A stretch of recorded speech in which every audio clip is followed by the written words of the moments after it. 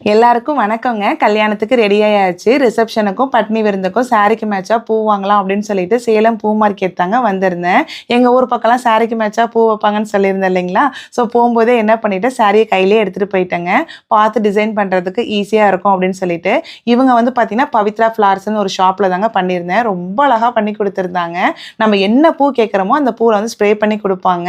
யூசுவலா வந்து பார்த்தீங்கன்னா, Gypsy, orchid, சம்மங்கி பூ இந்த 3ல தாங்க ஸ்ப்ரே பண்ணுவாங்க. நான் வந்து 2 சாரி எடுத்துட்டு போயிருந்தேங்களா. ஸோ ஒண்ணு வந்து ஜிப்ஸி வேணும்னு சொல்லியிருந்தேன். இன்னொன்னு வந்து பார்த்தீங்கன்னா, ஆர்கேட்ல தான் ஸ்ப்ரே பண்ண சொல்லியிருந்தேன். ஸோ எப்படி ஸ்ப்ரே பண்ணுவாங்கன்னு பார்த்தீங்கன்னா, சாரியோட பாடி கலரும், பார்டர் கலரும் மேட்ச் பண்ணி குடுப்பாங்க. கொஞ்சம் கூட டிஃபரன்ஸே கண்டுபிடிக்க முடியாதுங்க. அவ்வளோ ஆப்ட்டா தான் இருக்கும்.